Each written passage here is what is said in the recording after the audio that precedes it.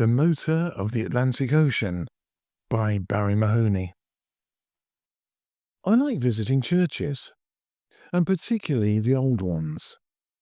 Not only are they an ideal place to rest for a few minutes, but they help to charge my spiritual batteries, allow me to cool down from the heat of the day, and teach me quite a lot about the people that live and worship within the local community. Until recently, I rarely considered the physical positioning of church buildings, and always assumed that much was subject to the availability of suitable land, as well as the positioning of other buildings and natural features. In other words, I've assumed that most churches were built more by accident rather than focused design.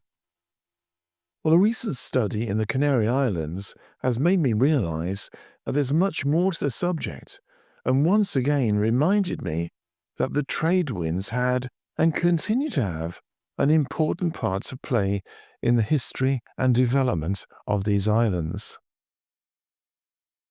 The trade winds have both a positive and negative impact upon everything in the Canary Islands. The shape of the volcanoes, climate, the guiding of sailing boats, and the natural cycles that enrich the Atlantic Ocean are all affected by the trade winds, which many refer to as the motor of the Atlantic Ocean. Mariners have used and relied upon them for centuries for reliable and swift sailing. Surprisingly, the trade winds may also have determined how churches were originally built in the Canary Islands. 3 researchers from the Institute of Astronomy and Space Physics of Buenos Aires, the Institute of Astrophysics of the Canary Islands, and the Institute of Heritage Sciences of Santiago de Compostela have carried out a very interesting study of 32 churches across the Canary Islands and have recently reported their findings. Most Christian churches in Europe were for centuries built with an orientation that would allow the priest to look to the east when officiating at the Mass.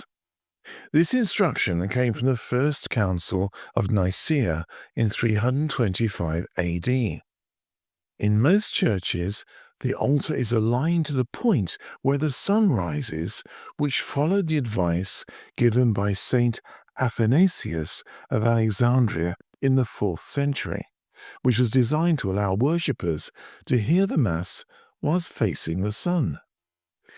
Later, church law stated that church buildings must observe the principles and norms of the Bible and sacred art, so that many churches have their nave facing east or towards the point where the sun rose on the day of the year when its foundations were laid.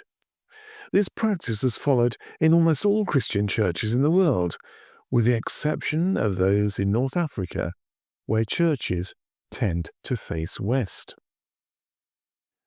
Current researchers want to discover if this North African custom could be seen in the first Christian churches of the Canary Islands because of the influence of the Aborigines of the islands who descended from the Berber villages of North Africa. They examined the orientation of churches in Lanzarote, the island where the European presence is older and goes back almost a century before the conquest of Gran Canaria or Tenerife was completed. The research findings were surprising, since the orientation of the oldest churches of Lanzarote does not show a clear influence of the Aboriginal culture that can be attributed to ancient cults of these people, or their knowledge of astronomy. This is particularly interesting because several pre-Hispanic sites across the Canary Islands mark the sunrise in the solstices and equinoxes, which allowed Aboriginal societies to have a calendar for rituals, sowing, and of course harvesting. Of the 32 churches analysed, all were built between the 16th and 19th centuries. 17 are positioned to face east at sunrise, 1 is almost exactly aligned with the equinoxes, and 2 more were built in reverse, looking west. However, 12 were aligned to face in a north-northeasterly direction. Well, the researchers conclude that this peculiarity of Lanzarote churches is unique in all of Europe. They suggest that it's a compromised response to a cultural combination of beliefs of the Aborigines and the faith of their conquerors.